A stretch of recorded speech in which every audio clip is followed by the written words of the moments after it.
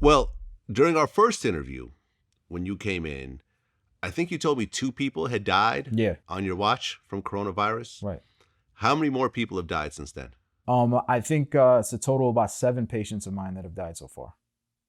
So 5 more. 5 more, yeah. Okay. I know that you're used to having people die as part of your job. Did you feel a little bit differently about having that many patients now die? Now you have 7 patients that you've been caring for died. Did that affect you somewhat? Of course, man. I mean, it's devastating each and every time. And the most devastating, I think we touched on this last time as well, but the most devastating thing is the fact that I'm having to deal with family members more now than I had before. I mean, as a hospitalist, I have to deal with family members all the time. But now the family members, they're not allowed on these floors. They can't go near them. So, the max they can do is FaceTime the patients themselves, things like that. But they can't get near these patients. They can't get near their family members and their loved ones. So I'm constantly, trying to mitigate that and trying to talk to the family as much as possible to keep them updated on what's going on. Because we're talking about situations where they're healthy enough to talk to you and they look normal, like they're going to get better. And the next day they're in the ICU and it looks like they're going to die. It's like literally, I've seen that 24-hour shift right there happen from I'm talking to the person just like I'm talking to you right now, Vlad. And it's like everything's cool. You look like you're doing good. You're doing all right. You're doing better. And then next day you're on the vent and then 2 days later you're dead. I mean. Yeah. Now, you actually had a scare yourself, like right after our interview. Yeah. You thought, well, you got sick. Yeah. And you assumed that you had coronavirus. Yeah. So at that time, I did get sick. And it's not just me. There's a lot of doctors getting sick. Even though one of the intensivists that I work with is sick and self-quarantine right now. I got sick. I had a fever, like a 103 fever. I had chills. I was literally bedridden for 3 or 4 days straight. Like I couldn't get out of bed that whole time. So I definitely felt like I had it. And then I went to the hospital and got the nasopharyngeal swab done, which took about a little over 48 hours to come back. But it came back negative. So my COVID-19 nasopharyngeal swab came back negative. But, then there's a lot of people who was telling me, hey, you could have still had it because, it's only 70% accurate, that test. So you could still have a false negative. It's only 70% accurate? Yeah, about close to that. Okay, because I know there's a hospital by my house. Yeah. Well, not really a hospital, but a urgent care by my house. And I get emails from, and they said they're doing COVID testing and they're doing like 2 tests at once. They're doing like the nasal swab and I think a blood test. Yeah. Yeah. But just so they could get greater accuracy. Are you guys doing that or no? We've been pretty much sticking to the nasopharyngeal swab, but that's the most sensitive test that we have. And then the blood test that they also been doing with the antibodies, that's also creating a lot of false results as well, because it could take 1 to 2 weeks for antibodies to develop. So you might have a negative result on there for a while. This test is a little, like I said, 70%. 70% is it's the best we got right now. So we're dealing with that, but what I'm trying to say is you could still have that false test come back. So I still thought I had it despite having the negative test, but I never developed the cough or the shortness of breath or anything like that. So did I have it and I just didn't get to that stage, or was this, we tested for flu as well. So it wasn't flu. So what did I have?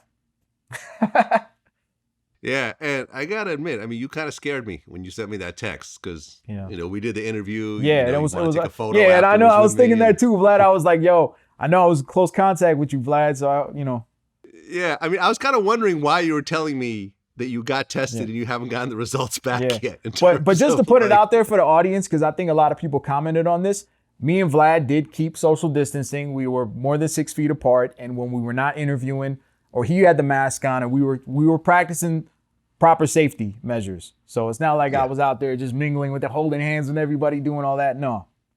Right. Yeah. I mean, I had a rough 24 hours that day. Yeah. But, sorry for that, Vlad. It's okay. Now, there's a lot of weed smokers out there, me included. Right. What are the effects of smoking weed and coronavirus?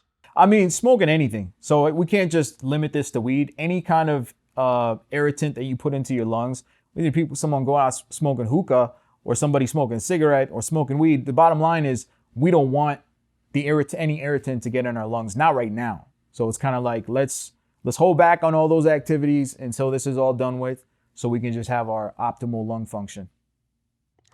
Fair enough. I mean, I'm fight guilty. this I'm virus. still smoking. I mean, I'll admit it. I know it's not good for me, but It's Ramadan right now, so I'm fasting. I'm not eating or drinking, but it's like, yo, I'm making a sacrifice right now. So people can do that, right? They can do the Ramadan with the weed right now for the end of coronavirus. There we go. There we go. Shout out to all my Muslim viewers who are on Ramadan right now. I think it's over on the 23rd, right? Yeah. Yep. Now, we talked about the various drugs that are being used to treat it, but then you get sort of the wacky stuff like Trump saying to inject Clorox. Yeah. When you heard that, what'd you think? Well, first thing I got to ask you, Vlad, is who said that? Who made Donald that? Trump. Who made that claim? Exactly, man. I don't think I got to answer anything further than that. Yeah, apparently a bunch of people like in New York actually did that. Yeah, oh man, that's terrible, man. That's one thing, man, I can't stand with the media is that you put anything out there and it just gets on a publication or two and it's like people go nuts, man. People go crazy for it. When they said that for this coronavirus, when they said that Advil, you shouldn't take Advil, you only take Tylenol. I went to the Target down the street, man. I'm like, all the Advils are sold out, but all the Tylenols are right there. So it's like people just listen to something and they go crazy. That's just the nature. Toilet paper, come on, man. Yeah, I mean, in fact, there was a situation in Iran where 600 Iranians died and 3,000 were hospitalized because someone had put out there, there was a rumor that drinking a certain type of alcohol, concentrated alcohol, was going to stop you from catching coronavirus, and 600 people died. Yeah. It's scary, man. People need to be very careful with the misinformation that's out there. And, don't always accept everything that's being told or said to you. Do your own research. Don't just take Donald Trump's word for it and go take Clorox bleach and start injecting. Don't do that. Think for yourself. Yeah. What do you think about African Americans catching coronavirus and dying at a higher rate than other races, and the way that's kind of being presented in the media? What are the statistics on that? I'm not. It's just the statistics is that you're just seeing higher percentages of African Americans dying from coronavirus. Now you could look at that and say, well, there's also higher cases of hypertension, diabetes. Yeah, that's exactly what I was about to say. Heart disease, also, certain communities don't have access to good health care and so forth. And this has been happening generationally. So people don't really get to go to the hospital and get checkups and so forth. Yeah. I mean, you yourself, are you seeing that at the hospital? It's pretty uniform, man. I mean, where I'm at, I'm in Las Vegas, so I'm seeing a wide spectrum of patients. So I see Black patients, Mexican, white. It's pretty uniform from what I'm seeing. Yeah, and it's really too bad when you see these types of narratives, because then you see situations like in China where like Black people aren't allowed at McDonald's, or they're not allowed to stay at hotels. That's stupidity, man. Now we're entering that category with the 5G that we talked about last time, and it's just like people love to just pick some kind of a obscure topic that has nothing to do with what's present, what's going on right now, what's important, what's vital, and they just like to blow it up and take the focus away from what's necessary.